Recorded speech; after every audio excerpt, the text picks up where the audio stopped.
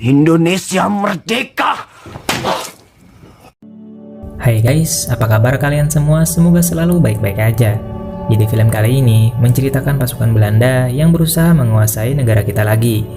Yaitu film ini berjudul The Ost 2021. Meskipun Presiden Soekarno menyatakan Indonesia telah merdeka, namun Belanda masih datang dan ingin merebut kembali negara kita.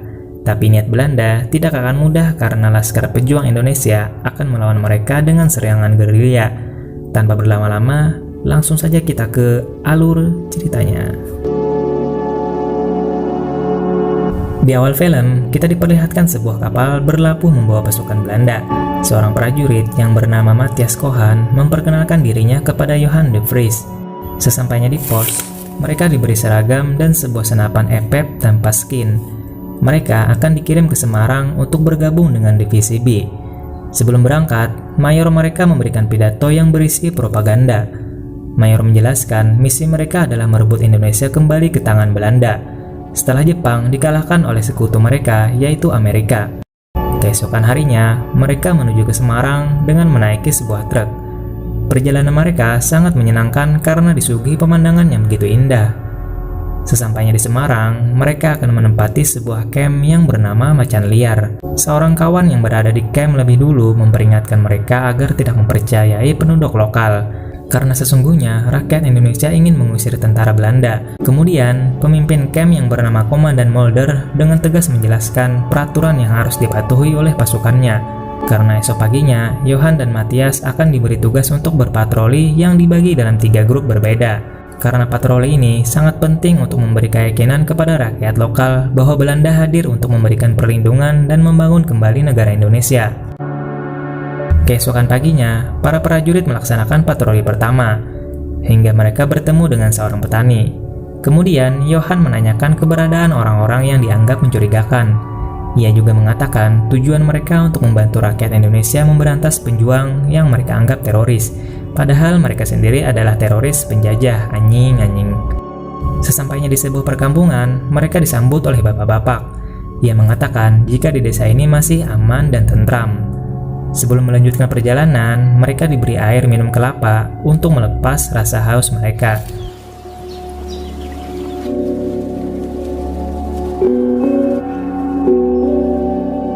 Kemudian, regu patroli sampai di sebuah perkebunan yang diolah oleh Belanda. Seorang penjaga di sana mengatakan bahwa selama 3 bulan menjaga perkebunan tidak pernah ada kejadian apa-apa. Kemudian, mereka masuk ke dalam ruangan yang sebelumnya pernah dijadikan markas tentara Jepang. Ternyata perkebunan ini dulunya bekas milik keluarga bangsawan. Dan tiba-tiba mereka mendengar suara tembakan. Rupanya para prajurit telah menembak seekor monyet. Kemudian monyet itu mereka panggang sebagai santapan malam mereka. Ah, mantap. Di depan api unggun, mereka menghabiskan malam bersama.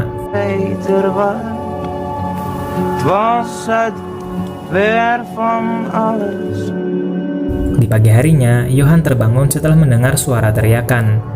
Kemudian, bocah itu memberitahu bahwa desanya didatangi kelompok yang dicari oleh tentara Belanda. Mereka pun segera melihat apa yang terjadi. Setibanya di sana, tentara Belanda mendengar 2 warga telah dibunuh dengan sadis. Johan pun mulai tersadar jika ia sedang berada di peperangan yang sadis dan brutal. Tapi saat ini tentara Belanda tidak bisa mengejar gerombolan pelaku yang sudah kabur bersembunyi ke dalam hutan. Singkat cerita, prajurit Belanda sampai di sebuah pasar.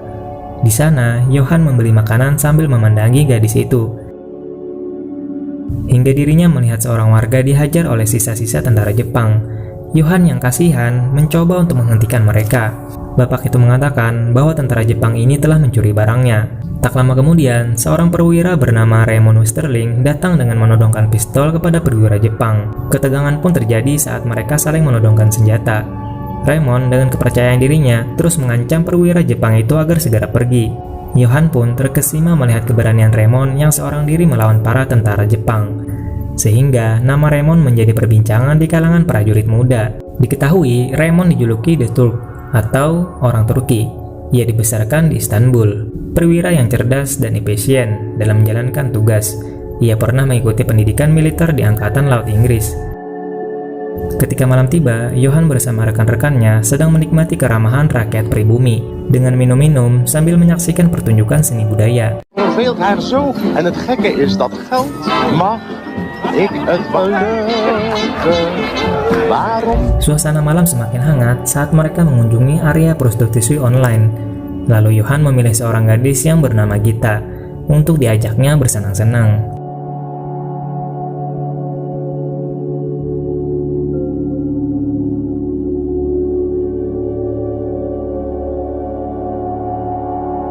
Keesokan harinya, kelompok regu Johan dan Matthias berpatroli di area persawahan Kelewang. Johan berusaha mencari tahu keberadaan pejuang gerilya Indonesia. Tak terasa, sudah 3 bulan lamanya, tapi mereka tidak menemukan petunjuk lokasi para pejuang Indonesia. Pejuang gerilya Indonesia bagai hantu menyerang tiba-tiba, kemudian menghilang tanpa jejak. Prajurit Belanda terus berpatroli sambil menikmati indahnya pemandangan alam.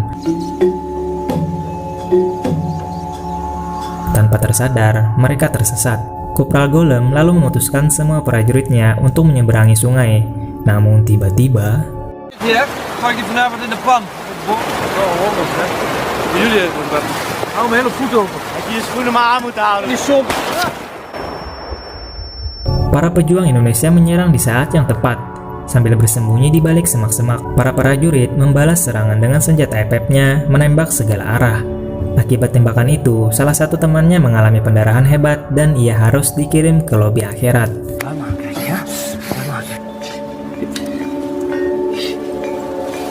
Karena serangan itu membuat mental mereka semakin tertekan.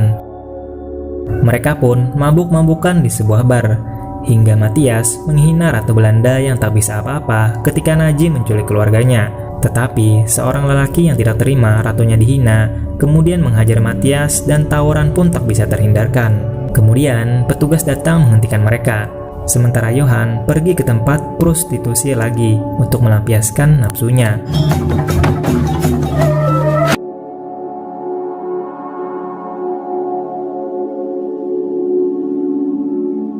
Golem dan Johan disidang oleh Komandan Mulder yang menuduh mereka lalai dalam menjalankan tugas, yang mengakibatkan Weiner tewas diserang pejuang Indonesia. Komandan juga memberitahu jika konflik ini sedang mendapat perhatian khusus dari atasannya di Jakarta. Beberapa hari kemudian, mereka menangkap seorang pria yang diduga pelaku penembakan Weiner. Semua prajurit ingin menghajarnya, namun aksi mereka dihentikan oleh sang komandan. Tak lama kemudian, Raymond datang dan menginterogasi pejuang itu dengan menyiksanya, agar memberitahu keberadaan kelompoknya yang lain. Meski disiksa sampai menjerit kesakitan, pejuang Indonesia tidak memberikan jawaban. Lalu dengan lantang menyuarakan, Indonesia merdeka! Besok paginya, seorang bapak-bapak mendatangi camp. Maksud kedatangannya untuk mencari pertolongan. Kalau putrinya telah dibawa oleh para pemberontak. Ia memberitahu persembunyian Laskar Gagak Hitam yang selama ini meneror pasukan Belanda. Akan tetapi, Komandan Mulder menolak karena lokasinya yang sangat jauh dan menurutnya ini sebuah jebakan. Mendengar itu, Raymond malah tertarik mencari kelompok Gagak Hitam dengan mengajak Johan dan Samuel, yaitu orang yang terlibat tawuran tempo hari. Di malam itu, mereka menembus hutan. Setelah berjalan cukup lama, akhirnya mereka sampai di persembunyian pemberontak. Raymond menyuruh Johan dan Samuel berjaga di luar. Dengan keahliannya, Raymond mengendap-endap menghabisi satu persatu pemberontak yang sedang berjaga. Hingga akhirnya mereka sukses menyelamatkan semua sandera.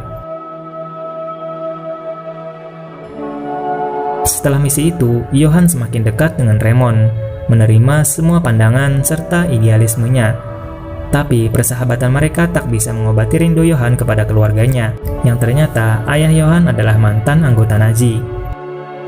Suatu hari, Johan dan Matthias diberi tugas untuk membebaskan pejuang Indonesia karena hasil kesepakatan dari atasan. Tetapi Johan sudah terpengaruh dengan idealisme Raymond. Dia malah membunuh pejuang Indonesia itu. Kemudian Raymond mengajak Johan masuk ke dalam hutan, menemui Laskar Islam untuk membuat kesepakatan, memberitahu lokasi kelompok yang berideologi komunis. Raymond menyatakan negeri ini sedang dalam kekacauan. Setelah kepergian Jepang dan Inggris, telah muncul organisasi yang saling bermusuhan karena perbedaan ras, etnis, dan agama. Tapi sebenarnya rakyat Indonesia hanya ingin kedamaian membangun negaranya. Malam itu, Johann diajak oleh Raymond menemani meeting rahasia. Karena sebelumnya, seorang calon komandan pasukan khusus sudah disergap dan dibunuh oleh pejuang Indonesia. Karena hal itu, Raymond ditunjuk menjadi pemimpin pasukan khusus. Akan tetapi, Raymond menolaknya. Ia mengatakan jika saat ini masih banyak kerusuhan di mana-mana. Dan pihak Belanda harus mengambil langkah pasti untuk meredam pemberontakan, agar Belanda mendapatkan kepercayaan dari rakyat Indonesia. Sang mayor memberi Raymond kebebasan dan kekuasaan penuh dalam menjalankan tugasnya. Kemudian, Raymond Westerling merekrut beberapa prajurit dari kamp Macan Liar. Raymond melatih pasukannya untuk menjadi prajurit yang tangguh. Singkat cerita, pelatihan pasukan khusus pun telah selesai. Raymond mengajak Johann dan Samuel menemui seorang pejabat yang memberikan tugas khusus di luar Jawa. Raymond menyuruh Johann agar bersiap-siap karena mereka akan berangkat esok hari. Sebelum berangkat, pasukan telah bersiap di bibir pantai. Tak lama kemudian, Raymond datang membawa surat perintah membereskan pemberontak di Pulau Sulawesi Selatan. Singkat cerita, mereka telah sampai. Lalu, mereka bergerak menuju desa Lesowi, yang diduga tempat persembunyian para pejuang yang mereka anggap teroris. Mereka langsung mengobrak-abrik rumah lalu mengumpulkan semua warga di tanah lapang.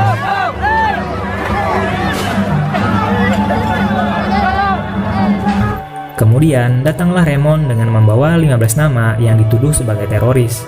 Kemudian Raymond menyuruh warga maju ke depan jika dipanggil namanya. Puang Side. Apakah kamu Puang Side? Benar, Pak.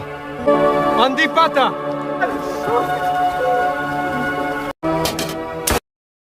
Setelah Raymond menghabisi semua pejuang Indonesia, Johann dengan raut wajah kebingungan mengubur mayat-mayat menjadi satu liang lahat. Setelah kejadian itu, membuat pikirannya tidak tenang.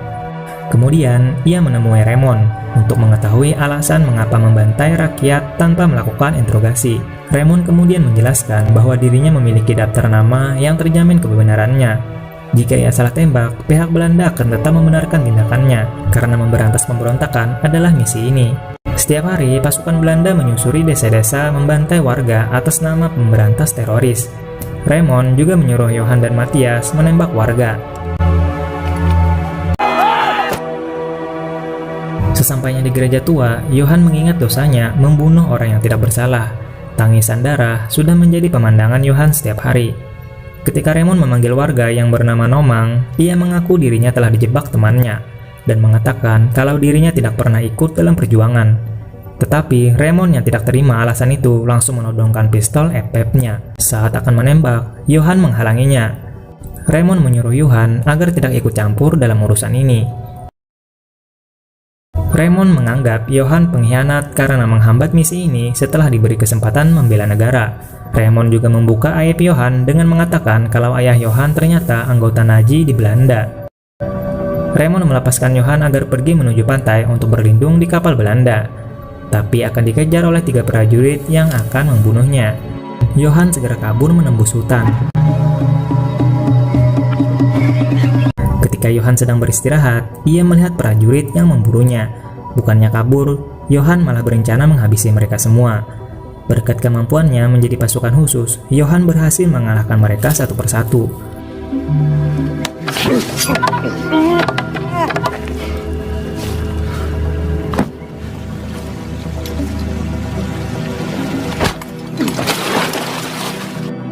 Dari balik kegelapan, Johann menodongkan pistolnya di kepala Matthias.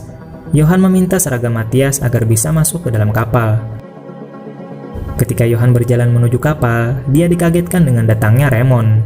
Ternyata, semua ini adalah jebakan dari Raymond. Kini Johann yang sudah tak peduli lagi dengan nyawanya, dan tiba-tiba Raymond menembaknya, namun tembakannya tak fatal karena hanya seperti luka biasa. Dan kemudian, film beralih ke masa depan, di mana masa Perang Dunia telah berakhir. Johann kini sudah kembali ke Belanda mengunjungi ibunya. Sang ibu menyuruhnya agar mencari pekerjaan baru. Akhirnya, Johann mendapatkan pekerjaan menjadi buruh pabrik. Di saat libur, Johann menyempatkan diri menjenguk ayahnya yang sedang dipenjara. Sang ayah menjalani hukuman seumur hidup atas tuduhan pengkhianat negara. Johann memberitahu jika ibunya telah meninggal dunia. Kini Johan semakin depresi, menjalani hidup tanpa arah dan tujuan. Kemudian, ia mencari teman-temannya ketika menjadi tentara. Sampai di sebuah gedung teater, di sana Johan menyaksikan Raymond sedang melakukan aksi panggung. Johan lalu menemui Raymond setelah pertunjukan selesai. Melihat kedatangan Johan membuat Raymond terkejut. Johan memberikan tembakan membalas apa yang telah dilakukan Raymond di masa lalu. Kemudian, Johan mengakhiri hidupnya sendiri, dan film pun selesai. Terima kasih bagi kalian yang telah menonton sampai habis. Sampai bertemu lagi di next video. Bye-bye.